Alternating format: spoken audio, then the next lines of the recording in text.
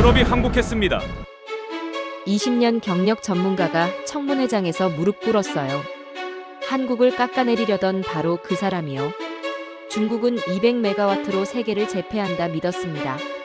한국은 따라올 수 없다 단언했고요. 그런데 밤새 12개 관문을 확인하더니 외쳤습니다. 제 20년 경력을 걸고 말합니다. 한국을 믿으십시오. 더 충격적인 건 한국이 유럽 기준을 20% 넘어섰다는 겁니다. 중국 1억 달러는 루머 조작에 썼고 한국은 실전 데이터로 찍어 눌렀습니다. 2050년 700척 원자력 선박 시장이 열립니다. 도대체 무슨 일이 벌어진 걸까요? 이야기 시작 전 구독과 좋아요로 응원 부탁드려요. 감사한 마음으로 더 좋은 사연 전해드리겠습니다. 새벽 3시였습니다. 한국 남부 조선소 도크에서 사이렌이 울렸어요. 귀를 찢는 소리였죠. 저는 에블린 하트만 45살입니다. 스위스 출신이에요. 글로벌 선급 인증 업계에서 20년 넘게 일했습니다. 원자력 추진 선박 인증 전문가로 불리죠. 제가 도장 찍어야 배가 바다에 뜹니다. 그 정도 권한을 가진 사람이에요. 그런데 그날 밤 제 20년 경력이 송두리째 흔들리기 시작했습니다. 도크 안에 빨간 경광등이 돌았어요. 작업자들이 우르르 밖으로 나왔습니다. 헬멧을 쓴 채 뛰어나오는 모습이 보였죠. 제 옆에 있던 한국 직원이 창백한 얼굴로 말했어요. 방사선 센서 경보입니다. 차폐구역에서 신호가 왔습니다. 저는 뒷걸음질 쳤어요. 방사선이라고요? 여긴 아직 연료도 안 들어갔잖아요. 어떻게 방사선이 나와요? 제 목소리가 떨렸습니다. 저는 즉시 노트북을 켰어요. 이메일함을 확인했습니다. 새 메일이 한 통 와 있었어요. 발신자는 익명이었습니다. 제목도 없었죠. 본문에는 단 한 줄만 적혀 있었어요. 당신이 승인하면 당신도 공범입니다. 손이 얼어붙었습니다. 누가 저를 노리고 있다는 뜻이었어요. 한국 프로젝트가 위험하다는 경고였죠. 아니, 협박이었습니다. 저는 창밖을 바라봤어요. 도크 주변이 통제구역으로 바뀌고 있었습니다. 노란 테이프가 쳐졌고 방호복 입은 사람들이 들어갔어요. 이 나라에서 이런 걸 한다고요? 제 머릿속에 냉소가 떠올랐습니다. 원자력 추진선은 유럽도 조심스러워하는 기술이에요. 프랑스, 독일도 상업선 프로젝트는 신중하게 접근합니다. 그런데 한국이요? 조선소는 잘 만들지만 원자력은 다른 차원이거든요. 저는 처음부터 이 프로젝트를 믿지 않았어요. 아시아 기술이라는 게 다 그렇습니다. 서류상으론 완벽한데 현장 가면 엉망이죠. 저는 20대 후반에 한 번 당한 적이 있습니다. 동남아 프로젝트였어요. 설계도는 완벽했어요. 유럽 기준을 전부 맞췄습니다. 하지만 현장에 가니 용접 품질이 형편없었어요. 시공 관리가 엉터리였죠. 결국 프로젝트가 무산됐고 저는 책임을 뒤집어 썼습니다. 그때 배웠어요. 아시아는 쇼만 한다고요. 겉만 그럴싸하게 꾸민다고요. 그게 제 트라우마였습니다. 그래서 한국 프로젝트도 똑같을 거라 생각했어요. 원자력 추진 컨테이너선이라니요. 중소형 원자로를 배에 실어서 움직이겠다는 거예요. 15,000 TEU급 컨테이너선에다가요. 말도 안 되는 소리라고 봤습니다. 기술적으론 가능해도 인증이 문제예요. 국제해사기구 규정, 항만 규정, 선급 인증, 하나라도 틀리면 끝입니다. 한국이 그걸 전부 통과할 수 있을까요? 저는 회의적이었어요. 그때 문이 열렸습니다. 중국인 남자가 들어왔어요. 량웨이라는 사람이었습니다. 41살쯤 돼 보였죠. 겉으론 친절했어요. 하지만 눈빛이 차가웠습니다. 컨설턴트라고 소개했지만 저는 알았어요. 로비스트죠. 중국 쪽 이익을 대변하는 사람이었습니다. 량웨이가 제 옆에 앉았어요. 조용한 목소리로 말했습니다. 하트만 박사님, 한국은 아직 준비가 안 됐습니다. 유럽이 기준이죠. 서두르면 사고 납니다. 저는 고개를 끄덕였어요. 맞는 말이었으니까요. 량웨이가 태블릿을 꺼내 보여줬어요. 중국 프로젝트 자료였습니다. 토륨 기반 용융염 원자로 200메가와트급 25,000 TEU 컨테이너선 목표. 숫자가 화려했어요. 중국은 2035년까지 상업 운항을 목표로 한다고 했습니다. 량웨이가 말했어요. 중국은 이미 육상 실증까지 마쳤습니다. 한국은요? 아직 설계 단계 아닙니까? 저는 대답하지 않았어요. 사실이었으니까요. 그때 또 다른 사람이 들어왔습니다. 한국인 남자였어요. 50대 후반으로 보였습니다. 머리가 반백이었고 얼굴에 주름이 깊었어요. 작업복을 입고 있었습니다. 손에 기름때가 묻어 있었죠. 현장 사람이라는 게 한눈에 보였어요. 박진우라고 소개했습니다. 한국 조선소 특수추진 선박 현장 총괄이라고 했어요. 말수가 적었어요. 인사도 짧았습니다. 박진우가 저를 쳐다봤습니다. 확인도 안 하고 떠드는 건 그만하십시오. 그가 말했어요. 목소리에 힘이 있었습니다. 저는 기분이 상했어요. 전문가한테 이런 식으로 말하다니요. 박진우가 무전기를 들었습니다. 즉시 현장분에 점검 지시했어요. 센서부터 배선까지 전부 확인하라고 했습니다. 작업자들이 다시 도크로 들어갔어요. 방호복을 입고요. 저는 박진우를 빤히 쳐다봤습니다. 지금 뭐 하시는 겁니까? 방사선 경보가 울렸는데 사람을 보내요? 박진우가 대답했어요. 경보가 울렸다고 방사선이 나온 건 아닙니다. 센서 오류일 수도 있어요. 확인해야죠. 저는 코웃음 쳤습니다. 전형적인 아시아 스타일이에요. 안전보다 일정을 우선시하는 거죠. 사람 목숨은 뒷전이고요. 저는 노트북을 덮었습니다. 승인 보류합니다. 제가 선언했어요. 이 프로젝트는 안전 확인이 끝날 때까지 진행할 수 없어요. 제 권한으로 중단시킵니다. 회의실이 조용해졌어요. 량회의가 만족스러운 표정을 지었습니다. 박진우는 표정이 없었어요. 그냥 저를 쳐다볼 뿐이었죠.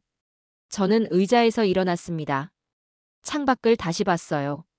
도크 안에서 작업자들이 센서를 분해하고 있었습니다. 헤드랜턴 불빛이 어둠 속에서 움직였어요. 저는 생각했습니다. 한국팀이 서류를 꾸민 거예요. 실제론 준비가 안 됐는데 겉만 그럴싸하게 포장한 겁니다. 20년 전 동남아 프로젝트처럼요. 저는 속지 않을 겁니다. 이번엔 철저하게 확인할 거예요. 저는 노트북을 다시 열었습니다. 이메일을 다시 봤어요. 익명 메일 말이에요. 당신이 승인하면 당신도 공범입니다. 누가 보냈을까요? 내부 고발자일까요?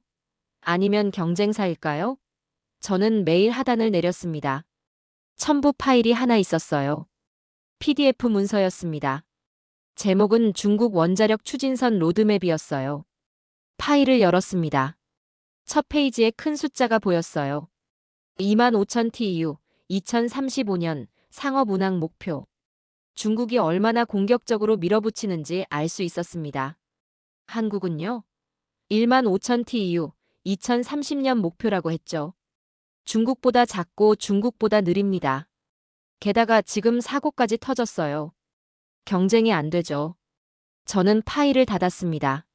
한숨이 나왔어요. 한국은 이미 졌습니다.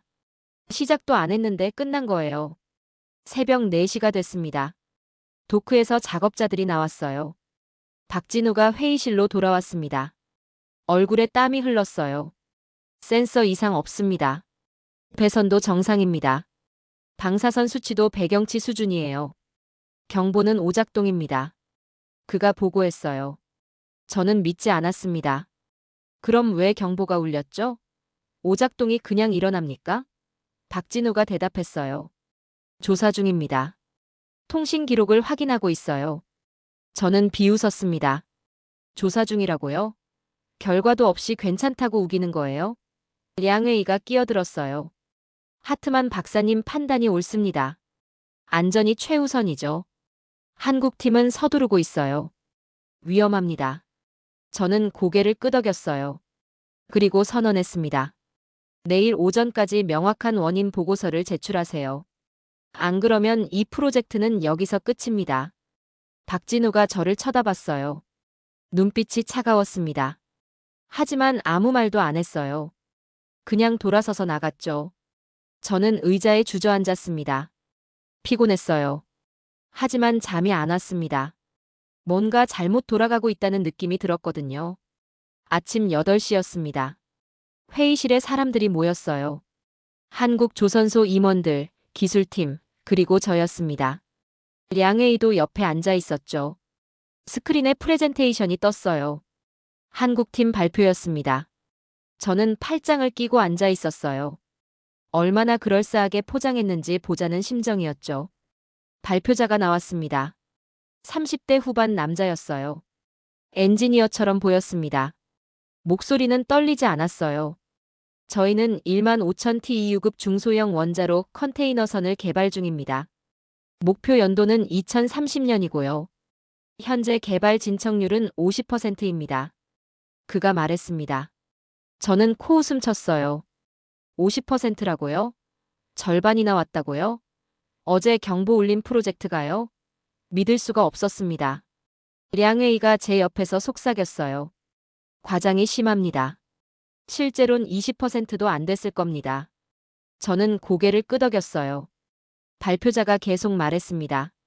저희가 채택한 원자로는 중소형 원자로 방식입니다. 출력은 160메가와트급이고요. 용융염 방식도 검토 중입니다. 안전성과 효율성을 동시에 확보하기 위해서죠. 스크린에 도표가 떴어요. 원자로 설계도였습니다. 복잡해 보였어요. 하지만 저는 전문가예요. 한눈에 봐도 유럽 설계를 베낀 티가 났습니다. 독창성이 없었어요. 저는 손을 들었습니다. 질문 있습니다. 제가 말했어요. 회의실이 조용해졌어요. 발표자가 저를 쳐다봤습니다. 네, 말씀하십시오. 저는 냉정하게 물었습니다. 용융염 원자로 부식 문제는 어떻게 해결하셨죠? 중국도 아직 해결 못한 걸로 아는데요. 한국은 해결했습니까? 발표자가 잠시 멈칫했어요. 현재 소재 연구 진행 중입니다. 니켈 기반 합금과 특수 코팅 기술을 적용하고 있고요. 그가 대답했습니다. 저는 비웃었어요. 연구 중이라는 건 아직 못했다는 뜻이죠. 그럼 50% 완성은 무슨 의미입니까? 부식 문제 하나만 해도 프로젝트가 멈출 수 있어요. 량회의가 끼어들었습니다. 중국은 토륨 기반 용융염 원자로로 이미 육상 실증을 마쳤습니다. 200메가와트급이고요. 간수성에서 가동 중이에요. 한국보다 훨씬 앞섰죠. 그가 자신있게 말했어요. 회의실 분위기가 무거워졌습니다. 한국팀 얼굴이 굳었어요. 저는 거들었습니다. 중국이 200메가와트를 돌리는 동안 한국은 서류나 만들고 있었네요. 유럽이 이 기술 개발하는데 5년 걸렸어요. 한국이 하면 10년도 모자랄 겁니다. 제 목소리가 회의실에 울렸습니다. 발표자가 입을 다물었어요. 임원들도 말이 없었습니다. 량회의가 만족스러운 표정을 지었죠. 저는 계속 압박했습니다. 선급 기본 인증은 받으셨습니까? 국제회사기구 규정은 검토하셨고요. 항만 규정은요? 원자력 추진선은 일반 선박이 아니에요. 들어갈 수 있는 항구가 제한됩니다. 그것도 계산하셨죠? 발표자가 대답했습니다. 선급 기본 인증은 진행 중이고 국제회사기구 규정도 검토하고 있습니다. 항만 규정은 개별 협상이 필요해서요. 저는 한숨을 쉬었어요. 전부 진행 중이네요. 완성된 게 하나도 없잖아요. 박진우가 뒤쪽에서 일어났습니다. 말이 아니라 시험 데이터로 얘기합시다. 그가 말했어요. 목소리가 낮았지만 단단했습니다. 저는 돌아봤어요. 시험 데이터요? 어제 경보 울린 프로젝트가 무슨 데이터를 보여주겠어요? 박진우가 앞으로 나왔습니다. 태블릿을 스크린에 연결했어요. 새 자료가 떴습니다. 안전계통 시험 결과였어요. 차폐 성능, 격리구역 밀폐도, 비상정지 시스템, 전부 테스트 기록이 있었습니다. 숫자가 빼곡했어요. 박진우가 설명했습니다.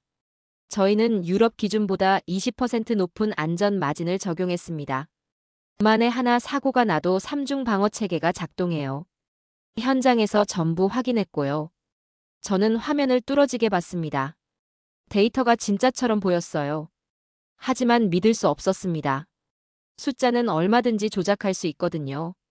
저는 냉소를 머금고 말했습니다. 종이 위 숫자는 아무 의미 없어요.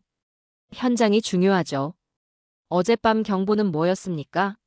오작동이라고 우겼지만 원인도 모른다며요? 박진우가 대답했습니다. 원인 찾았습니다. 센서 통신 패킷이 외부에서 교란됐어요. 누군가 일부러 오작동을 유도한 겁니다. 회의실이 술렁였어요. 외부 교란이요? 그게 무슨 소리죠? 제가 물었습니다. 박진우가 화면을 바꿨어요. 로그 기록이 떴습니다. 새벽 2시 53분 외부 IP 주소에서 센서 네트워크에 접근 시도가 있었습니다. 방화벽이 막았지만 일부 패킷이 센서까지 도달했어요. 그게 오작동을 일으킨 겁니다. 박진우가 설명했어요. 저는 어이가 없었습니다. 해킹이라는 거예요? 누가요? 왜요? 량웨이가 웃었습니다. 해킹이라니요. 변명 같은데요. 시스템이 허술해서 오작동한 거 아닙니까? 한국 기술 수준이 그렇죠. 그가 비꼬았어요. 박진우가 양회의를 쳐다봤습니다. 눈빛이 날카로웠어요. 로그는 거짓말 안 합니다. 누군가 이 프로젝트를 방해하고 있어요. 그가 단호하게 말했습니다. 저는 혼란스러웠어요. 해킹이 사실이라면 누가 그랬을까요? 경쟁사요? 아니면 내부 고발자요? 그때 제 노트북에서 알림이 떴습니다. 새 이메일이었어요. 또 익명이었습니다. 제목은 경고였어요. 본문을 열었습니다. 한국 프로젝트 서류가 외부로 유출됐습니다. 조심하십시오. 단 2줄이었어요. 저는 박진우를 봤습니다. 문서 서버는 안전합니까? 외부 접근 가능성 있어요? 박진우가 고개를 돌렸어요. 엔지니어 한 명에게 확인 지시했습니다. 잠시 후 대답이 왔어요. 서버 로그에 이상 접근 기록이 있습니다. 파일 다운로드 흔적도 보입니다. 회의실이 얼어붙었어요. 산업 스파이 냄새가 났습니다. 량회의가 자리에서 일어났습니다. 이 프로젝트는 이미 보안이 뚫렸어요. 위험합니다. 지금 당장 승인만 해주면 조용히 마무리할 수 있습니다. 그가 제게 말했어요. 목소리가 달콤했습니다. 하지만 저는 알아챘어요. 협박이었습니다. 승인하라는 압박이었죠. 저는 의자에서 일어났습니다. 승인은 없습니다. 이 프로젝트는 안전 문제, 보안 문제 전부 해결될 때까지 중단이에요. 제 권한으로 선언합니다. 량회의가 미소를 지었어요. 현명한 판단입니다. 한국은 아직 멀었어요. 중국이 더 안전하죠. 그가 말했습니다. 저는 고개를 끄덕였어요. 그리고 회의실을 나갔습니다. 복도를 걸으며 생각했어요. 한국은 끝났습니다. 기술도 부족하고 보안도 엉망이에요. 중국이 이길 겁니다. 200메가와트 대 160메가와트, 2035년 대 2030년 숫자가 전부 말해줍니다. 하지만 뭔가 찜찜했습니다.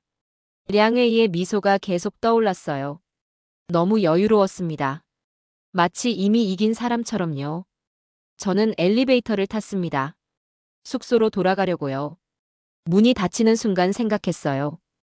혹시 제가 누군가의 계획대로 움직이고 있는 건 아닐까요? 다음 날 아침이었습니다. 저는 호텔방에서 커피를 마시고 있었어요. 창밖으로 조선소가 보였습니다.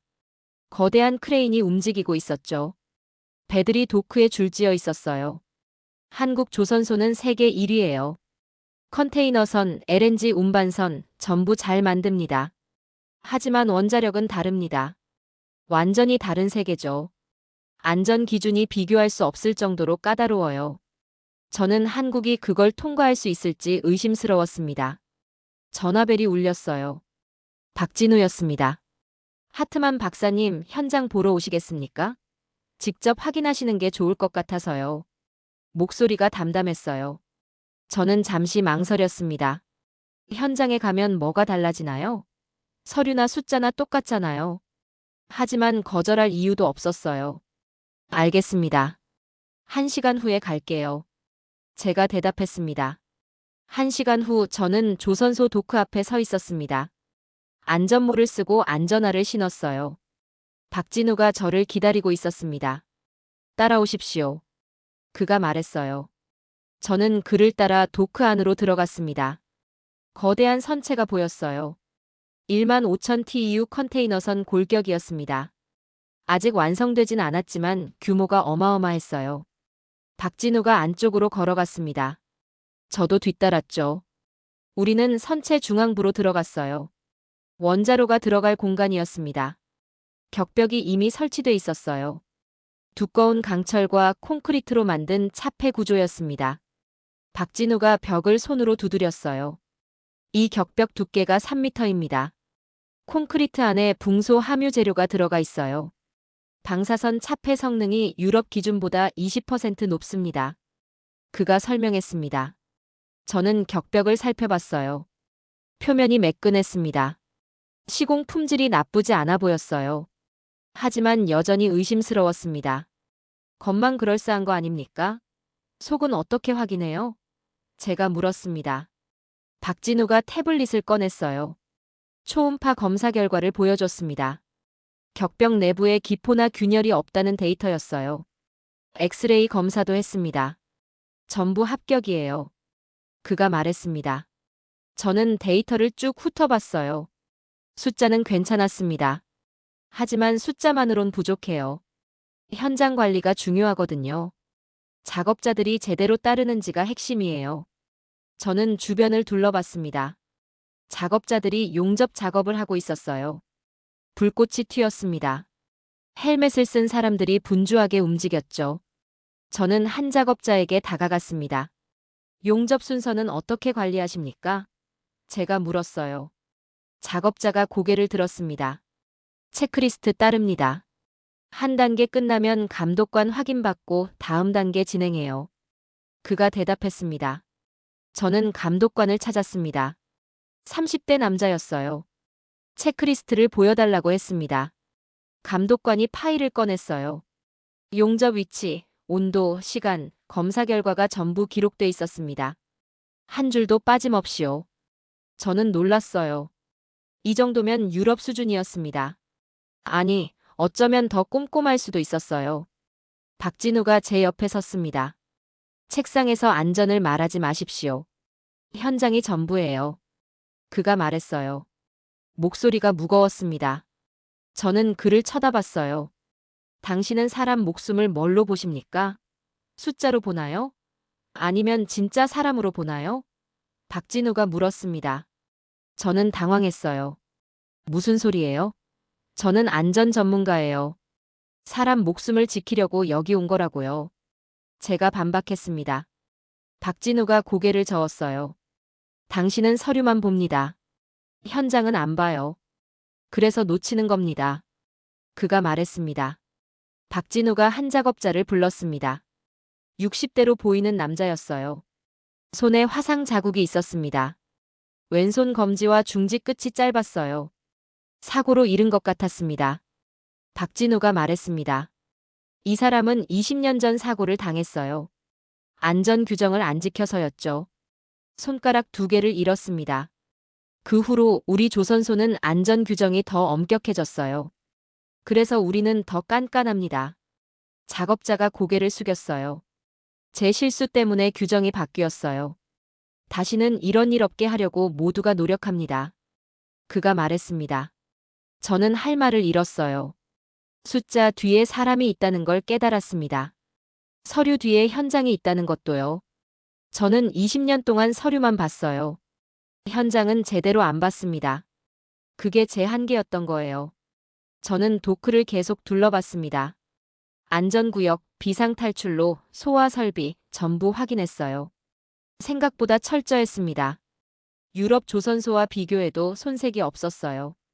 아니, 어떤 면에선 더 나았습니다. 한국 작업자들은 분 단위로 체크했어요.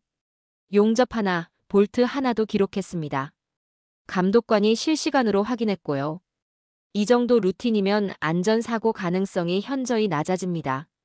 저는 인정할 수밖에 없었어요. 한국이 생각보다 준비돼 있다는 걸요. 하지만 여전히 찜찜했습니다. 제 트라우마가 저를 붙잡고 있었거든요. 20년 전 동남아 프로젝트 말이에요. 겉은 완벽했지만 속은 엉망이었던 그때요. 저는 박진우에게 물었습니다. 불합격 항목을 더 추가하겠습니다. 제가 만족할 때까지 체크할 거예요. 괜찮으시겠어요? 박진우가 대답했습니다. 얼마든지 하십시오. 우리는 숨길 게 없으니까요. 저는 호텔로 돌아왔습니다. 저녁을 먹고 노트북을 켰어요. 불합격 체크리스트를 작성하기 시작했습니다. 원래 12개 항목이었어요. 저는 20개로 늘렸습니다. 안전개통, 차폐, 격리구역, 비상정지, 전원 상실 시나리오, 원격 모니터링, 데이터 무결성, 로그 봉인, 제3자 검증, 전부 포함했어요. 한 항목이라도 불합격이면 프로젝트는 중단됩니다. 저는 이메일로 체크리스트를 보냈어요. 박진우와 한국팀 전체에게요. 제목은 최종 검증 항목이었습니다. 이틀 안에 전부 통과하십시오. 안 그러면 승인 없습니다. 저는 냉정하게 적었어요. 이메일을 보내고 나니 조금 후련했습니다. 이제 한국팀이 어떻게 나오는지 보면 되니까요. 통과하면 인정하겠습니다. 못하면 제 판단이 맞는 거고요. 밤이 깊었습니다. 11시쯤 됐을 거예요. 저는 침대에 누워 있었습니다. 잠이 안 왔어요. 핸드폰을 확인했습니다. 새 이메일이 와 있었어요. 또 익명이었습니다. 제목은 내일 오전 10시였어요. 본문을 열었습니다. 당신이 믿는 그 기준이 무너집니다. 내일 오전 10시예요. 단 2줄이었습니다. 저는 가슴이 철렁했어요. 무슨 뜻일까요? 누가 보낸 걸까요? 량회일까요? 아니면 다른 누군가일까요? 저는 핸드폰을 내려놓았습니다. 천장을 바라봤어요. 내일 오전 10시에 뭔가 일어날 겁니다. 좋은 일은 아닐 거예요. 다음 날 아침 9시였습니다. 저는 조선소로 향했어요. 가슴이 두근거렸습니다. 익명 이메일이 계속 떠올랐거든요. 내일 오전 10시 당신이 믿는 기준이 무너진다. 도대체 무슨 일이 벌어질까요? 저는 회의실에 도착했습니다. 박진우와 한국팀이 이미 앉아 있었어요. 량회의도 있었죠. 모두 심각한 표정이었습니다. 무슨 일입니까? 제가 물었어요. 박진우가 노트북을 열었습니다. 스크린에 데이터가 떴어요. 센서 로그 기록이었습니다. 그날 밤 경보 관련 원본 데이터예요. 박진우가 설명했습니다. 저는 화면을 쳐다봤어요. 숫자들이 빼곡했습니다. 새벽 2시 53분 센서 네트워크에 외부 접근이 있었어요. IP 주소가 찍혀 있었습니다. 방화벽이 차단했지만 일부 패킷이 센서까지 도달했죠. 그게 오작동을 유도한 겁니다. 박진우가 확대해서 보여줬어요. 저는 숨이 막혔습니다. 진짜 해킹이었어요. 누가 했습니까? 제가 물었습니다. 박진우가 다른 화면을 띄웠어요. IP 역추적 결과였습니다. 발신지는 중국 선전이었어요. 프록시 서버를 여러 번 거쳤지만 최종 지점은 중국이었습니다. 량회의가 자리에서 벌떡 일어났어요. 이건 조작입니다. 중국을 모함하려는 거예요. 그가 소리쳤습니다. 박진우가 차갑게 말했습니다. 로그는 거짓말 안 합니다. 데이터가 전부 증명해요. 량회의가 입을 다물었어요. 얼굴이 굳었습니다. 저는 이제 이해하기 시작했어요. 경보는 사고가 아니었습니다. 누군가 일부러 만든 시나리오였어요. 한국 프로젝트를 무너뜨리려는 계획이었죠. 그리고 그 배후엔 중국이 있었습니다. 량회의가 관여했을 가능성도 컸고요. 저는 과거를 떠올렸습니다. 20년 전 동남아 프로젝트요. 그때도 이랬어요. 겉으론 사고처럼 보였지만 실제론 누군가의 조작이었죠. 저는 그걸 몰랐어요. 그래서 프로젝트를 포기했고 제 커리어가 꺾였습니다. 이번에도 똑같이 당할 뻔했어요. 박진우가 추가 자료를 보여줬습니다. 문서 서버 로그였어요. 한국 프로젝트 설계 자료가 외부로 유출된 기록이 있었습니다. 다운로드 시각은 새벽 3시 15분이었어요. 경보가 울린 직후였죠. 누군가 혼란을 틈타 자료를 빼낸 겁니다. 이것도 IP 역추적 결과 중국이었어요. 량회의가 변명했습니다. 저는 몰랐어요. 누가 그랬는지 모릅니다. 중국이 크니까 해커도 많아요. 개인이 한 짓일 수도 있죠. 그가 둘러댔습니다. 박진우가 냉소를 지었어요. 개인이 조선소 보안을 뚫는다고요? 그것도 원자력 프로젝트 자료를요? 말이 됩니까? 량웨이가 대답하지 못했습니다. 저는 양웨이를 쳐다봤어요. 그의 눈빛이 흔들렸습니다. 거짓말하고 있다는 게 보였어요. 저는 확신했습니다. 량웨이가 개입했다고요. 직접 해킹했는지 아니면 누군가에게 시켰는지 모르지만요. 저는 자리에서 일어났습니다. 이건 현장 실수 레벨이 아니네요. 계획된 방해 공작입니다. 제가 말했어요. 목소리가 떨렸습니다. 화가 났거든요. 제가 이용당했다는 게 분명했으니까요. 량웨이는 한국을 깎아내리려고 저를 조종했어요. 중국 기술을 치켜 세우며 한국은 아직 멀었다고 속삭였죠. 저는 그 말을 믿었습니다. 제 편견 때문에요. 아시아는 서류만 그럴싸하다는 트라우마 때문에요. 량웨이는 그걸 이용한 겁니다. 박진우가 말했습니다. 인증기관에 이 사실을 보고하겠습니다. 한국 프로젝트는 방해 공작을 받았다고요. 그가 단호하게 말했어요. 그때 제 핸드폰이 울렸습니다. 인증기관 본부였어요. 전화를 받았습니다. 하트만 박사님, 한국 프로젝트 심사 중단 지시가 내려왔습니다. 방사선 사고 이슈가 터졌다는 소식이 퍼졌어요. 안전이 확인될 때까지 진행 불가입니다. 담당자가 말했습니다. 저는 얼어붙었어요. 누가 퍼뜨렸죠? 사고 소식을요? 제가 물었습니다. 확인 중입니다. 여러 매체에서 동시에 보도됐어요.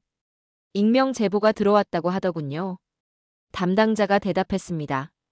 저는 전화를 끊었어요. 량웨이를 쳐다봤습니다. 당신이 퍼뜨린 거죠? 사고 루머를요? 제가 물었어요. 량웨이가 웃었습니다. 저는 몰라요.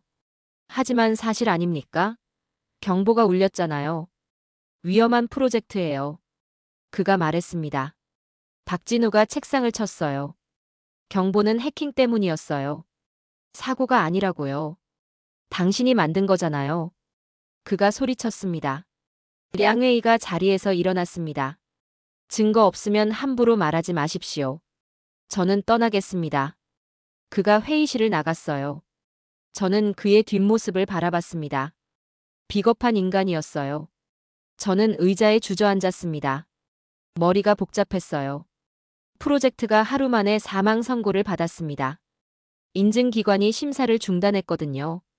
루머가 퍼진 이상 되돌리기 어려워요. 한국팀은 수년간 준비한 프로젝트가 무너지는 걸 지켜봐야 합니다. 그리고 그 책임은 제게도 있었어요. 저는 양회의의 말을 믿고 한국을 의심했으니까요. 박진우가 말했습니다. 오늘 밤 안에 원인을 증명하겠습니다. 데이터로요. 인증기관을 설득할 겁니다. 그가 결연하게 말했어요. 저는 고개를 들었습니다. 어떻게요? 이미 루머가 퍼졌는데요. 인증기관은 안전이 확인될 때까지 움직이지 않아요. 제가 말했습니다. 박진우가 대답했습니다. 그래서 당신이 필요합니다. 하트만 박사님이 직접 확인하고 인증기관에 보고해 주십시오. 우리는 결백합니다. 그가 제 눈을 똑바로 쳐다봤어요. 저는 망설였습니다. 제가 한국 편을 들어야 하나요? 지금까지 의심하고 깎아내렸는데요. 하지만 진실은 분명했어요. 한국은 잘못이 없었습니다. 량웨이와 중국이 조작한 거였어요. 저는 그걸 알면서도 외면할 수 없었습니다. 저는 전문가니까요. 진실을 밝혀야 할 의무가 있었어요. 알겠습니다. 제가 대답했습니다. 오늘 밤 안에 전부 확인하죠. 데이터를 다시 검토하고 현장을 재점검하겠습니다. 증거가 확실하면 인증기관에 보고할게요. 박진우가 고개를 끄덕였습니다. 감사합니다. 그가 짧게 말했어요. 저는 자리에서 일어났습니다. 노트북을 챙겼어요. 밤샘 작업을 준비했습니다. 그리고 문득 깨달았어요. 제가 또 속고 있었나? 20년 전처럼요. 아니, 이번엔 달랐습니다. 이번엔 진실을 확인할 겁니다. 제 편견을 버리고요. 저녁 6시였습니다. 저는 회의실에 혼자 앉아 있었어요. 노트북 화면엔 국제회사기구 규정 문서가 떠 있었습니다. 원자력 추진 선박 관련 조항이었죠. 페이지를 넘기며 한숨이 나왔어요. 이게 진짜 문제였습니다. 기술이 아니라 규정이요. 원자력 추진선은 일반 선박과 완전히 다른 차원이에요. 국제해사기구 규정, 선급 인증, 항만 규정, 세 가지가 전부 맞아떨어져야 합니다. 하나라도 어긋나면 배는 바다에 못 듭니다. 한 줄이라도 틀리면 끝이에요. 저는 이 분야 전문가입니다. 20년간 규정과 씨름해 왔거든요. 그래서 알아요. 얼마나 까다로운지요. 중국이 토륨 기반 용융염 원자로로 200메가와트를 돌린다고 해도 상업선 인허가는 별개예요. 육상 실증과 해상 운용은 차원이 다릅니다. 파도, 염분, 진동, 전부 변수거든요. 항만 규정도 문제예요. 원자력 추진선을 받아주는 항구가 많지 않습니다. 대부분 국가가 꺼리거든요. 박진우가 회의실로 들어왔습니다. 손에 파일을 들고 있었어요. 선급 기본 인증 관련 자료입니다. 그가 제 앞에 놓았어요. 저는 파일을 펼쳤습니다. AIP라고 적혀 있었어요. AIP는 선급 기본 인증이에요. 설계 단계에서 받는 사전 승인이죠. 한국팀이 이미 일부 확보했다는 기록이 있었습니다. 로이드 선급에서 받은 거였어요. 저는 놀랐습니다. 로이드는 까다롭기로 유명해요. 유럽 기준이 엄격하거든요. 그런데 한국이 통과했다고요? 언제 받았습니까? 제가 물었어요. 지난해 12월입니다. 중소형 원자로 설계 안전성 평가를 통과했어요. 박진우가 대답했습니다. 저는 파일을 자세히 읽기 시작했어요. 설계 개념, 안전 계통, 차폐 구조, 비상 절차 전부 검토됐더군요. 합격 판정이었습니다. 이건 진짜였어요. 조작할 수 없는 문서였죠. 로이드 선급이 직접 발급한 거니까요. 저는 고개를 들었습니다. 그럼 왜 진작 보여주지 않았어요? 이게 있으면 제 의심도 줄었을 텐데요.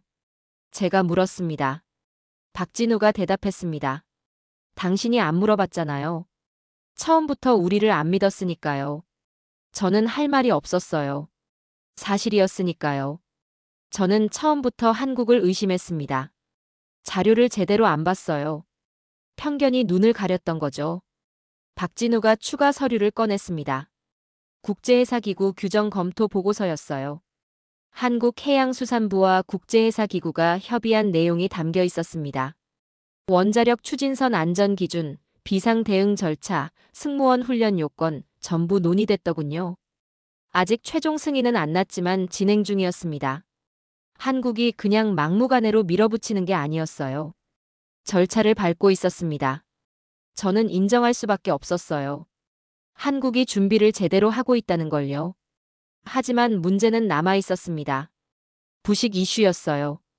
용융염 원자로는 고온에서 작동합니다. 섭씨 700도가 넘어요.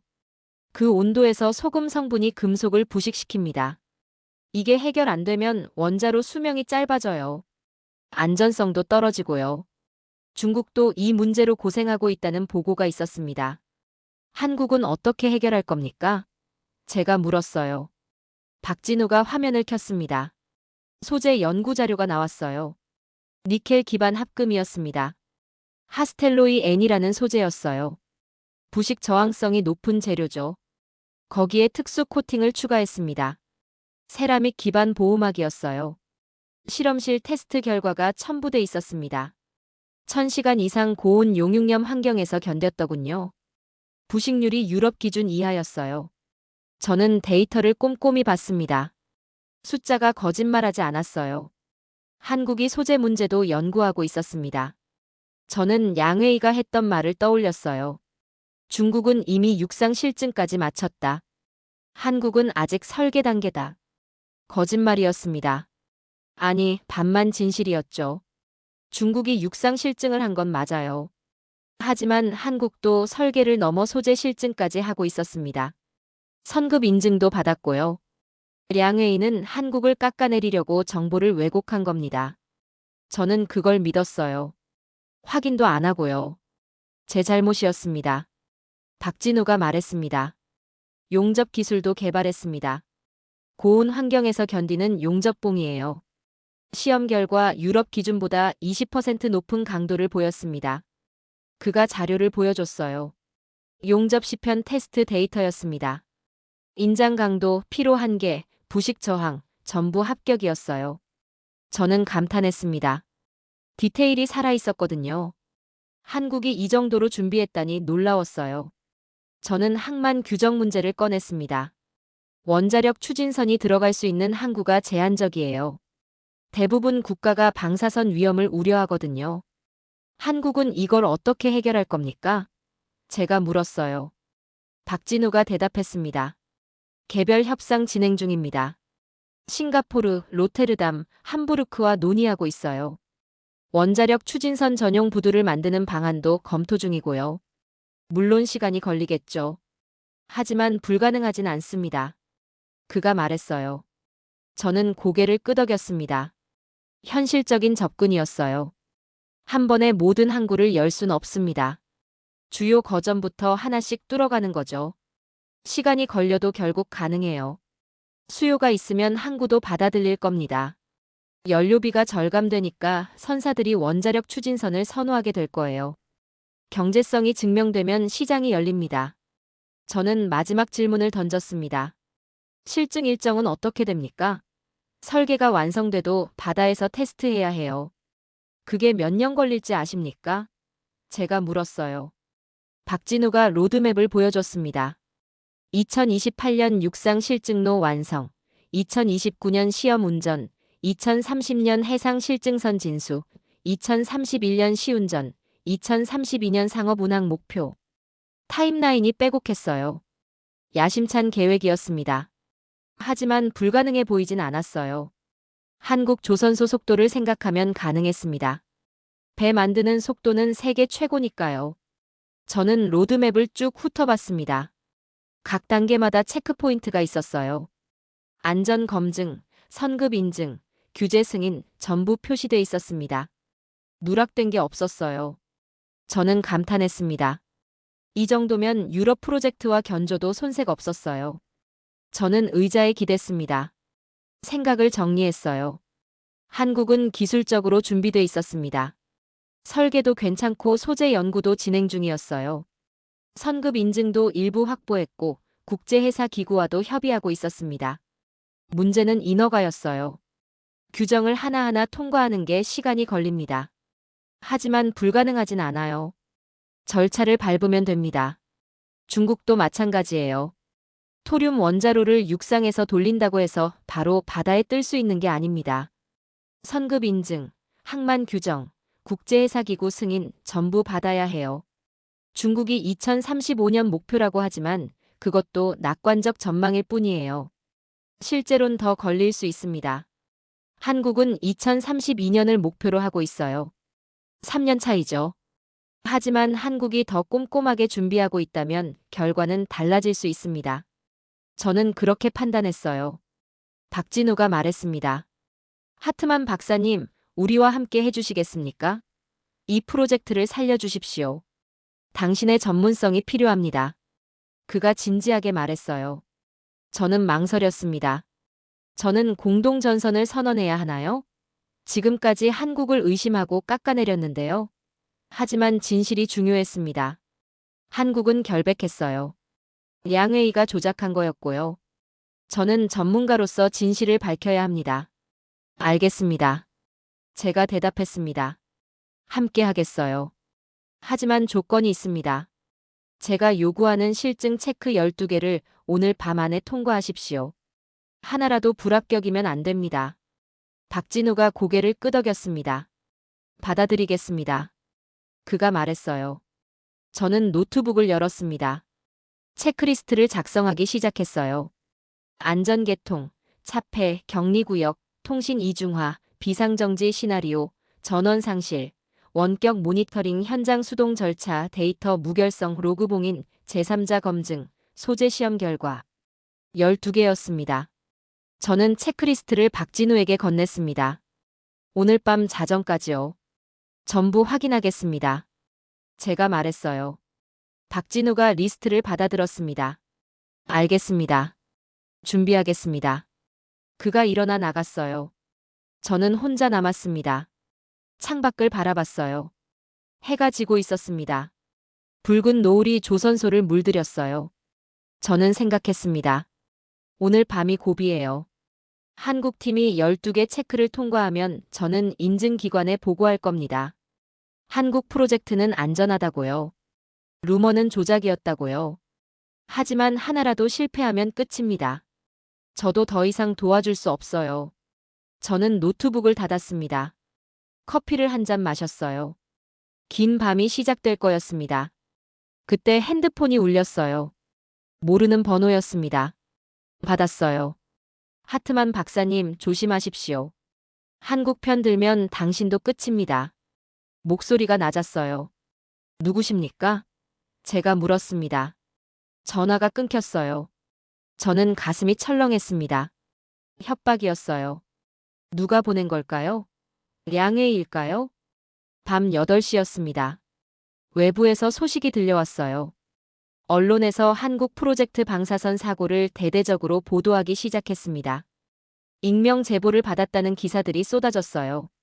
한국 원자력 추진선 개발 중 사고 발생, 안전성 논란, 프로젝트 중단 위기. 제목이 자극적이었어요. 댓글도 달리기 시작했습니다. 한국이 무리하게 밀어붙인다. 위험하다. 중단해야 한다. 여론이 악화됐어요. 주가도 흔들렸습니다. 한국 조선사 주식이 떨어지기 시작했어요. 투자자들이 불안해한 거죠. 저는 기사를 읽으며 한숨을 쉬었습니다. 루머가 이렇게 빠르게 퍼지다니요. 누군가 조직적으로 퍼뜨린 게 분명했어요. 량회이와 중국 쪽이었을 겁니다. 이게 그들의 전략이었어요. 기술로 못 이기니까 프레임으로 이기려는 거죠. 한국은 위험하다는 인식을 심는 겁니다. 그럼 인허가가 막혀요. 아무리 기술이 좋아도 여론이 나쁘면 승인이 안 납니다. 교묘한 방법이었어요. 저는 박진우에게 전화했습니다. 언론 보셨죠? 루머가 퍼지고 있어요. 제가 말했어요. 알고 있습니다. 대응 준비 중입니다. 박진우가 대답했습니다. 어떻게 대응하시겠어요?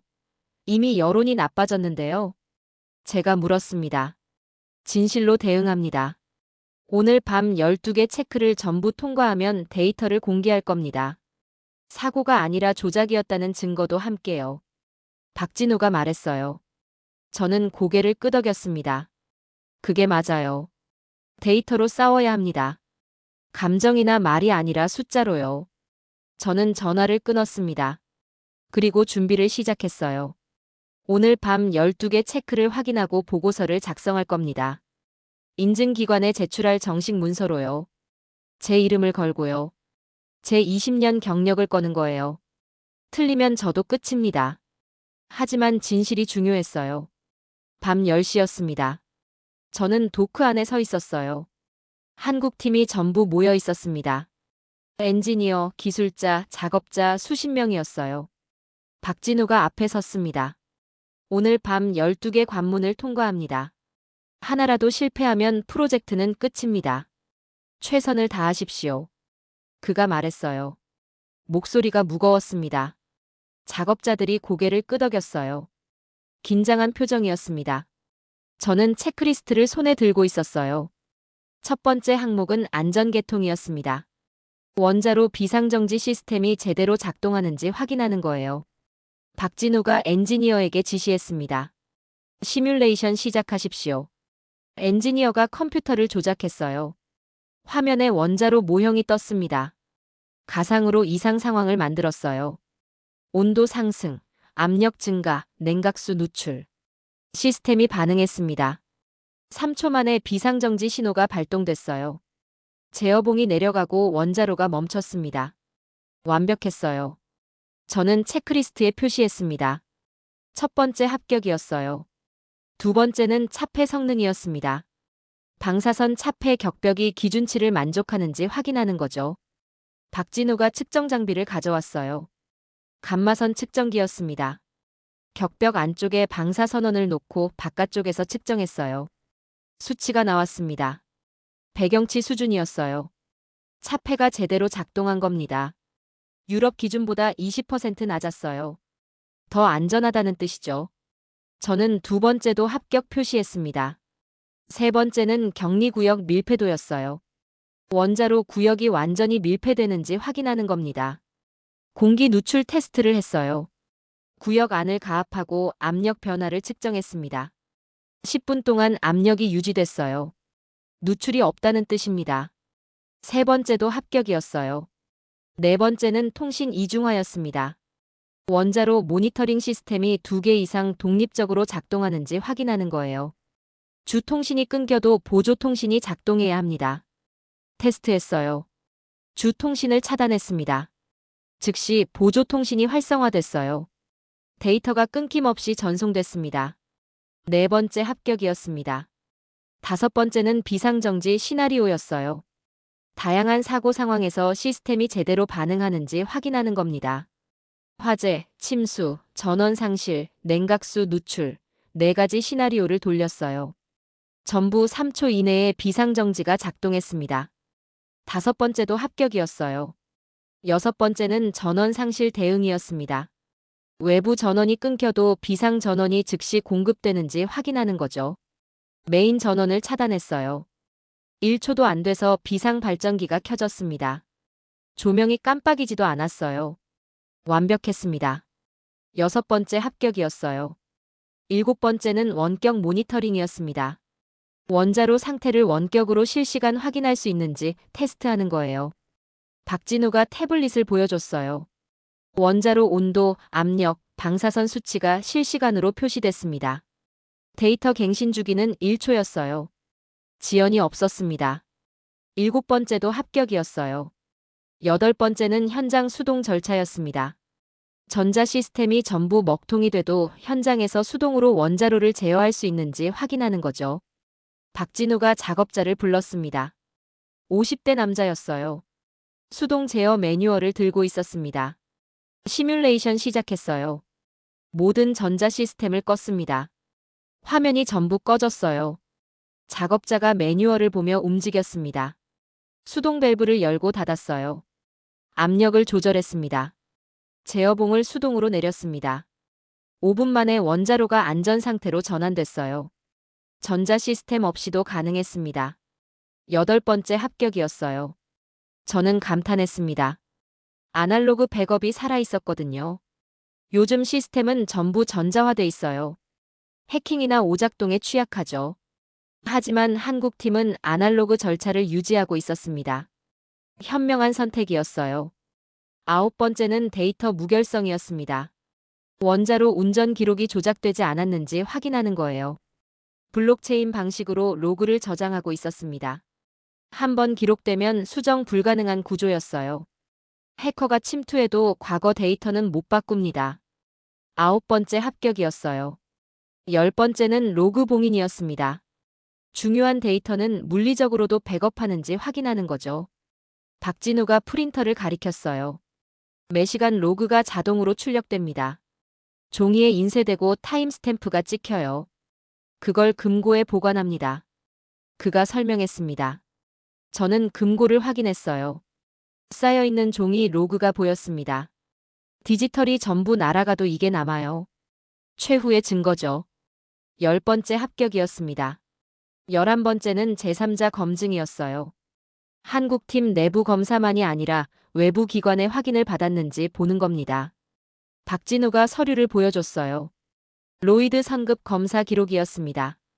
지난달에 방문해서 현장 점검했더군요. 합격 판정이었어요.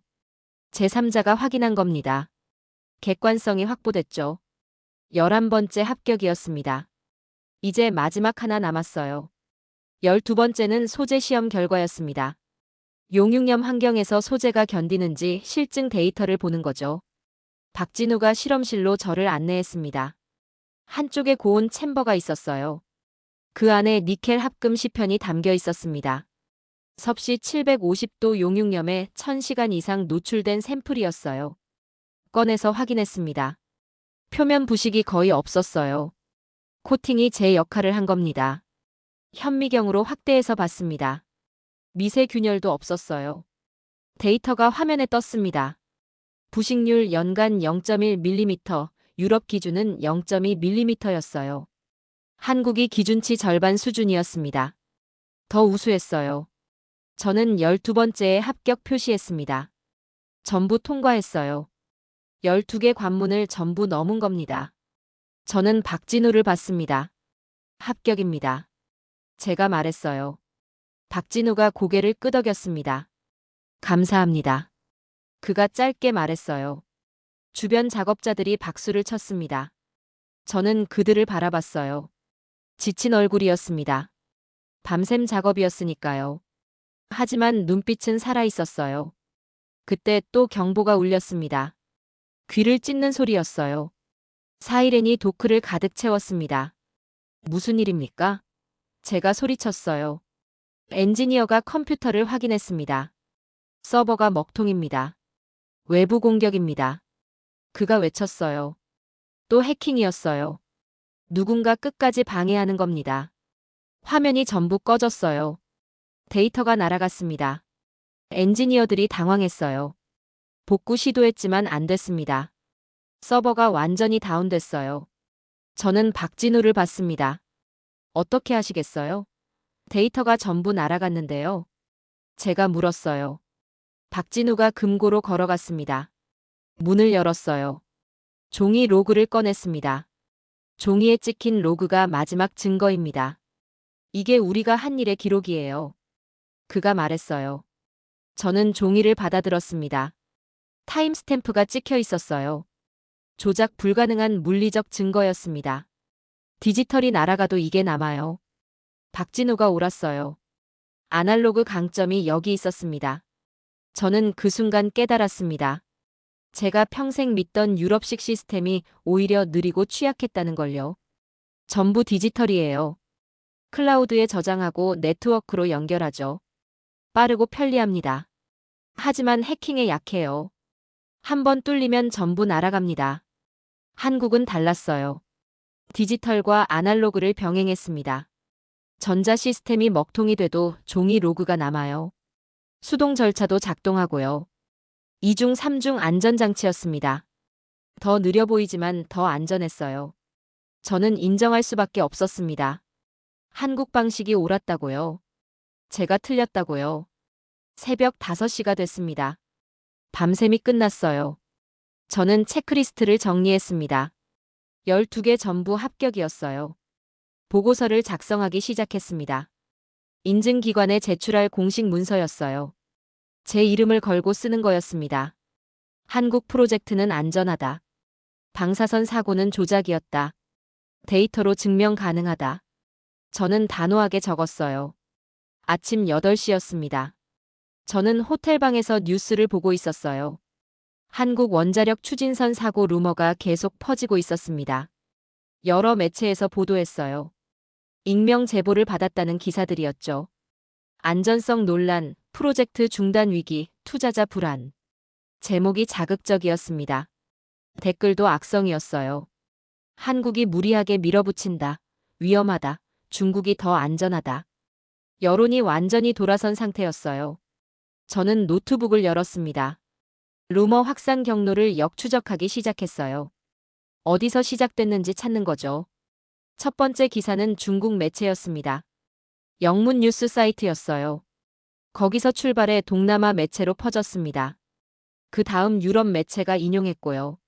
마지막엔 한국 매체까지 도달했어요. 패턴이 보였습니다. 조직적이었어요. 동시다발적으로 퍼진 게 아니라 순차적으로 확산됐습니다. 누군가 계획한 거예요. 저는 기사 내용을 분석했습니다. 사고라는 단어가 반복됐어요. 방사선 누출, 안전 위협, 프로젝트 실패. 특정 키워드가 계속 나왔습니다.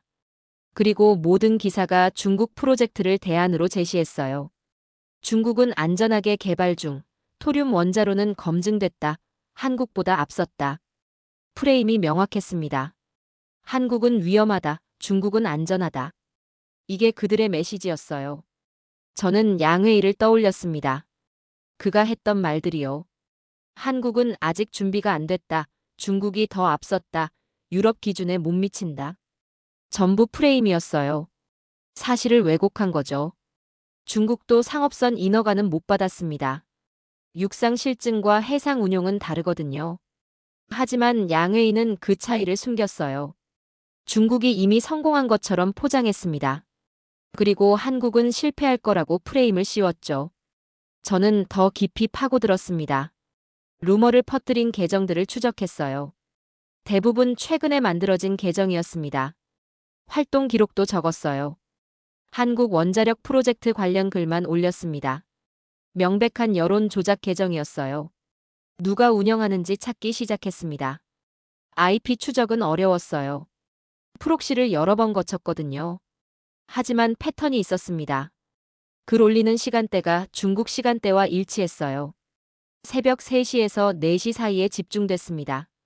한국 시간으론 새벽 4시에서 5시죠. 사람들이 자는 시간이에요. 그때 루머를 퍼뜨린 겁니다. 아침에 일어나면 이미 확산돼 있는 거예요. 교묘한 방법이었습니다. 저는 증거를 모으기 시작했어요. 계정 목록, IP 기록, 글 올린 시간, 전부 스크린샷 찍었습니다. 이걸 인증기관에 제출할 거예요. 량웨이 이름도 계속 나왔습니다. 직접적인 증거는 없었어요. 하지만 정황이 있었죠. 량웨이가 관여한 프로젝트마다 비슷한 일이 벌어졌습니다. 경쟁사가 갑자기 사고를 당하거나 루머에 휩싸였어요. 그리고 중국 기업이 그 자리를 차지했죠. 패턴이 반복됐습니다. 량웨이는 로비스트였어요. 겉으론 컨설턴트였지만 실제론 중국 이익을 대변하는 사람이었습니다. 프레임 전쟁의 전문가였죠. 기술로 못 이기면 여론으로 이기는 겁니다. 안전하다는 인식을 무너뜨리면 인허가가 막혀요. 아무리 기술이 좋아도 소용없습니다. 이게 량웨이의 전략이었어요. 저는 그걸 이용당했습니다. 제 편견 때문에요. 아시아는 서류만 그럴싸하다는 트라우마 때문에요. 량웨이는 그걸 알고 저를 조종한 겁니다. 저는 화가 났어요. 제 자신에게도 량웨이에게도요. 저는 보고서를 작성하기 시작했습니다. 인증기관에 제출할 공식 문서였어요. 제목은 한국 원자력 추진선 프로젝트 안전성 검증 보고서였습니다. 서론부터 썼어요. 본 보고서는 한국 조선소의 원자력 추진 컨테이너선 프로젝트에 대한 독립적 안전성 검증 결과를 담고 있다. 검증 책임자는 에블린 하트만 박사이며 20년 경력의 선급 인증 전문가다. 검증은 이틀간 진행됐으며 현장 점검과 데이터 분석을 포함한다. 저는 문장을 이어갔습니다. 결론부터 말하자면 한국 프로젝트는 안전하다. 방사선 사고는 발생하지 않았다. 경보는 외부 해킹에 의한 오작동이었다. 증거는 다음과 같다. 저는 단호하게 적었어요. 그리고 증거를 나열했습니다. 센서 로그 분석 결과, 외부 IP 접근 기록, 해킹 정황, 복구된 원본 데이터 전부 첨부했어요.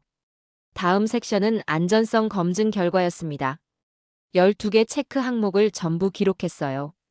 안전계통 합격, 차폐 성능 유럽 기준 초과 달성, 격리구역 밀폐도 완벽, 통신 이중화 작동 확인, 비상정지 시나리오 전부 통과, 전원 상실 대응 1초 이내 전환, 원격 모니터링 실시간 작동, 현장 수동 절차 검증 완료, 데이터 무결성 블록체인 방식 적용, 로그 봉인 물리적 백업 확보, 제3자 검증 로이드 선급 합격, 소재 시험 유럽 기준 이하 부식률.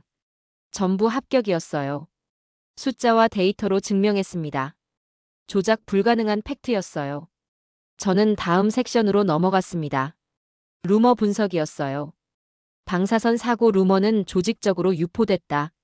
중국 매체에서 시작해 동남아, 유럽, 한국 순으로 확산됐다. 계정 분석 결과 여론 조작 정황이 발견됐다. 목적은 한국 프로젝트를 무력화하는 것으로 판단된다. 저는 증거 자료를 첨부했어요. 계정 목록, 시간대 분석, 키워드 반복 패턴, 전부요. 마지막 섹션은 결론이었습니다. 한국 원자력 추진선 프로젝트는 기술적으로 안전하다. 유럽 기준을 충족하며 일부 항목은 초과 달성했다. 방사선 사고는 허위이며 외부 방해 공작으로 판단된다. 본 검증 책임자는 한국 프로젝트의 안전성을 확인하며 인증 심사 재개를 권고한다. 저는 제 이름을 적었어요. 에블린 하트만 박사, 선급 인증 전문가. 날짜도 적었습니다. 2025년 12월. 서명란에 사인했어요. 이제 되돌릴 수 없었습니다. 제 경력을 건 보고서였어요. 틀리면 저도 끝납니다. 하지만 확신했어요. 제가 본 게 진실이었으니까요. 저는 보고서를 저장했습니다. PDF로 변환했어요. 인증기관 본부에 이메일을 보냈습니다. 제목은 긴급보고 한국 프로젝트 안전성 확인이었어요. 본문은 짧게 썼습니다. 첨부 파일 확인 바랍니다. 독립 검증 결과입니다. 송신 버튼을 눌렀어요. 저는 의자에 기댔습니다. 긴장이 풀렸어요. 이제 공은 인증기관으로 넘어갔습니다. 그들이 어떻게 판단할지 모르겠어요. 하지만 저는 할 일을 다 했습니다. 진실을 밝혔으니까요. 핸드폰이 울렸어요. 박진우였습니다. 보고서 보냈습니다. 제가 말했어요. 감사합니다. 하트만 박사님. 우리는 잊지 않겠습니다. 박진우가 말했어요. 저는 쓴웃음을 지었습니다. 감사는 나중에 하세요. 아직 끝난 게 아니니까요. 인증기관이 어떻게 나올지 모릅니다. 제가 대답했어요. 전화를 끊고 창밖을 바라봤어요. 조선소가 보였습니다. 크레인이 움직이고 있었어요. 사람들이 일하고 있었습니다. 저는 생각했습니다. 아시아를 무시해온 제 오만이 누군가의 무기가 됐다고요. 량웨이는 제 편견을 이용했습니다. 저는 그걸 깨달았어요. 이제 바꿔야 합니다. 제 시각을요. 오후 2시였습니다. 인증기관에서 연락이 왔어요. 보고서 검토했습니다. 추가 청문회를 열겠습니다.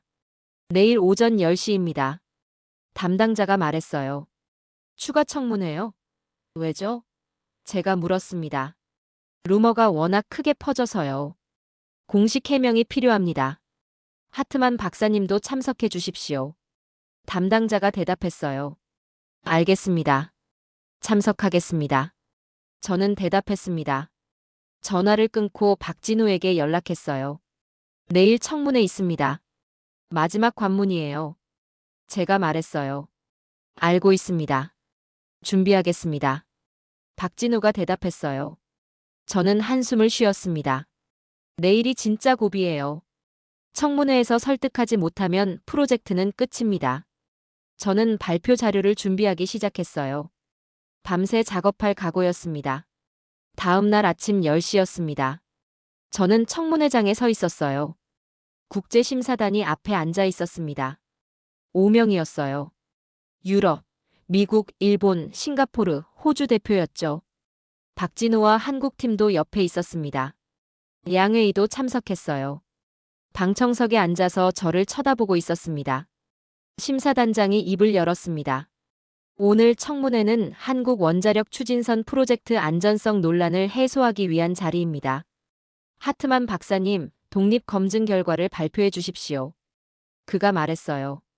저는 앞으로 나갔습니다. 마이크를 잡았어요. 손이 떨렸습니다. 심호흡을 했어요. 그리고 말하기 시작했습니다. 저는 에블린 하트만입니다. 20년간 선급 인증 분야에서 일해왔습니다.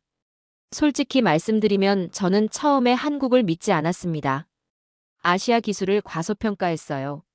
제 편견이었습니다. 그래서 더 혹독하게 봤습니다. 더 까다롭게 검증했고요. 심사단이 술렁였어요. 제가 한국을 의심했다고 공개적으로 말했으니까요. 하지만 저는 계속했습니다. 이틀간 현장을 점검했습니다. 12개 안전 항목을 전부 확인했어요. 결과는 명확했습니다. 한국 프로젝트는 안전합니다. 유럽 기준을 충족하며 일부는 초과 달성했어요.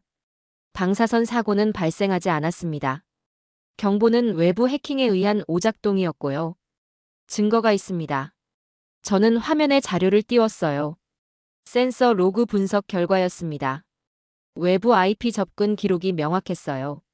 중국 선전에서 출발한 흔적이었습니다. 심사단이 화면을 주시했어요. 저는 다음 자료를 보여줬습니다. 밤샘 검증 결과였어요. 12개 항목 전부 합격이었습니다. 데이터가 증명했어요. 물리적 백업 로그도 있었고요. 조작 불가능한 증거였습니다. 량웨이가 손을 들었습니다. 질문 있습니다. 그가 말했어요. 심사단장이 고개를 끄덕였습니다. 말씀하십시오. 량회의가 일어났어요. 하트만 박사님, 한국이 박사님을 매수한 거 아닙니까? 갑자기 태도가 바뀌었잖아요. 의심스럽습니다. 그가 비꼬았어요. 저는 양회의를 똑바로 쳐다봤습니다. 저는 데이터로 판단합니다. 감정이 아니라요. 제가 본 건 숫자와 물리적 증거였어요. 조작 불가능한 팩트였습니다. 당신은 프레임으로 싸우지만 저는 진실로 싸웁니다. 제가 대답했어요. 량회의 얼굴이 굳었습니다. 심사단이 웅성거렸어요. 저는 추가 자료를 보여줬습니다. 루머 확산 경로 분석이었어요. 중국 매체에서 시작해 조직적으로 퍼진 흔적이 명확했습니다. 여론 조작 계정 목록도 첨부했어요. 이건 기술 경쟁이 아닙니다. 프레임 전쟁이에요. 누군가 한국을 무력화하려고 조직적으로 움직였습니다. 저는 단호하게 말했어요. 박진우가 앞으로 나왔습니다. 추가 자료 제출하겠습니다. 그가 말했어요. 화면이 바뀌었습니다. 소재 시험 결과였어요. 용융염 환경에서 1000시간 이상 테스트한 데이터였습니다. 부식률이 유럽 기준 절반 수준이었어요. 용접 시험 결과도 나왔습니다. 강도가 기준치 20% 초과였어요. 박진우가 설명했습니다. 원자력은 기술이 아니라 태도입니다. 안전을 최우선으로 두는 자세죠. 저희는 유럽 기준보다 높은 안전 마진을 적용했습니다. 만에 하나 사고가 나도 삼중 방어가 작동해요. 그가 말했어요. 목소리가 무거웠습니다. 심사단이 고개를 끄덕였어요. 박진우 말이 설득력 있었습니다. 저는 마지막 발언을 준비했어요. 심호흡을 했습니다. 그리고 말했어요. 중국은 2035년까지 25,000 TEU 원자력 컨테이너선을 목표로 합니다. 숫자는 화려해요. 하지만 오늘 현장에서 증명한 건 한국의 품질, 검증, 그리고 사람이었습니다. 저는 목소리를 높였습니다. 20년간 저는 유럽 기준이 최고라고 믿었습니다. 아시아는 따라올 수 없다고 봤어요. 하지만 틀렸습니다. 한국은 유럽 기준을 넘어섰어요. 어떤 면에서는요. 디지털과 아날로그를 병행하는 이중 안전장치, 물리적 백업 시스템, 현장 수동 절차, 이런 건 유럽도 소홀히 하는 부분입니다. 한국이 더 철저했어요. 제가 인정합니다. 심사단이 숙연해졌어요. 저는 마지막 문장을 던졌습니다. 저는 한국 프로젝트 승인을 권고합니다. 안전성이 확인됐고 기술적 준비도 충분합니다. 루머는 조작이었어요. 진실은 데이터가 증명합니다. 저는 제 20년 경력을 걸고 말씀드립니다. 한국을 믿으십시오. 저는 마이크를 내려놓았어요. 청문회장이 조용했습니다. 심사단이 서로 눈빛을 교환했어요. 잠시 후 심사단장이 입을 열었습니다. 검토 시간을 갖겠습니다. 1시간 후 결과 발표하겠습니다. 그가 말했어요. 저는 밖으로 나왔습니다. 복도에 앉아 기다렸어요. 박진우도 옆에 있었습니다. 두 사람 다 말이 없었어요. 긴장됐거든요. 1시간이 지났습니다. 문이 열렸어요. 심사단장이 나왔습니다. 결정이 났습니다. 들어오십시오. 그가 말했어요. 저는 박진우와 함께 들어갔습니다. 심사단장이 서류를 들고 있었어요. 독립검증 보고서를 검토한 결과 한국 원자력 추진선 프로젝트는 안전 기준을 충족한 것으로 판단됩니다. 방사선 사고 루머는 근거 없는 것으로 확인됐고요. 인증 심사를 재개하겠습니다. 그가 선언했어요. 박진우가 고개를 숙였습니다. 감사합니다. 그가 말했어요. 저는 안도의 한숨을 쉬었어요. 해냈습니다. 프로젝트가 살아난 거예요. 량회의는 이미 자리를 떴더군요. 얼굴도 안 보이고 도망친 겁니다. 저는 밖으로 나왔습니다. 햇살이 따뜻했어요. 겨울이었지만 포근했습니다. 박진우가 제 옆에 섰어요. 하트만 박사님, 왜 저희를 도와주셨습니까? 처음엔 의심하셨잖아요. 그가 물었어요. 저는 잠시 생각했습니다. 그리고 대답했어요. 진실이 중요했으니까요. 제 편견보다 팩트가 우선이에요. 저는 전문가니까요. 박진우가 고개를 끄덕였습니다. 당신 덕분에 우리가 살았습니다. 감사합니다. 그가 말했어요. 저는 손을 내밀었어요. 박진우가 악수를 받았습니다. 저는 미소 지었어요. 이제 시작입니다. 인증 심사 통과해야 진짜 끝나는 거예요. 아직 갈 길 멀어요. 제가 말했습니다. 알고 있습니다. 하지만 이제 희망이 보입니다. 박진우가 대답했어요. 저는 호텔로 돌아왔습니다. 노트북을 열었어요. 마지막 보고서를 작성하기 시작했습니다. 개인 회고록이었어요. 공식 문서는 아니에요. 제 생각을 정리하는 글이었죠. 제목을 적었습니다. 편견을 넘어서 한국에서 배운 것들. 첫 문장을 썼어요. 저는 20년간 유럽 중심으로 세상을 봤다. 아시아는 따라오는 존재라고 생각했다. 한국도 마찬가지였다. 하지만 틀렸다. 한국은 따라오는 게 아니라 앞서가고 있었다. 어떤 면에서는 저는 문장을 이어갔습니다. 중국은 2만 5천 TEU, 2035년을 외친다. 숫자는 크고 목표는 야심차다. 하지만 오늘 제가 본 건 한국의 디테일이었다. 안전 마진 20%, 2중 3중 백업, 아날로그와 디지털 병행, 물리적 증거 보존. 이런 것들이 진짜 실력이다. 저는 계속 썼습니다. 2050년까지 중소형 원자로로 움직일 선박이 700척 규모라는 전망이 있다. 거대한 시장이다. 누가 그 시장을 장악할까? 숫자가 큰 쪽일까 아니면 품질이 높은 쪽일까? 저는 후자에 걸겠다. 저는 마지막 문단을 작성했습니다. 한국에서 배운 가장 큰 교훈은 겸손이다. 제 편견이 얼마나 위험한지 깨달았다. 20년 경력이 오히려 눈을 가렸다. 익숙한 것만 보고 새로운 걸 못 봤다. 한국은 새로웠다. 유럽과 다른 방식으로 접근했다. 그게 틀린 게 아니라 다른 거였다. 어쩌면 더 나은 거였다. 저는 파일을 저장했습니다. 언젠가 출판할 수도 있을 거예요. 제 경험을 나누고 싶으니까요. 다른 전문가들도 제 실수를 반복하지 않길 바라니까요. 저는 창밖을 바라봤습니다. 조선소가 보였어요. 크레인이 움직이고 배가 만들어지고 있었습니다. 저는 생각했어요. 원자력 추진선이 바다에 뜨는 날, 저도 그 자리에 있고 싶다고요. 한국이 만든 미래를 보고 싶다고요. 그리고 그날 저는 자랑스럽게 말할 겁니다.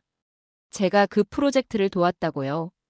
처음엔 의심했지만 결국 믿었다고요. 그게 제 이야기의 끝입니다.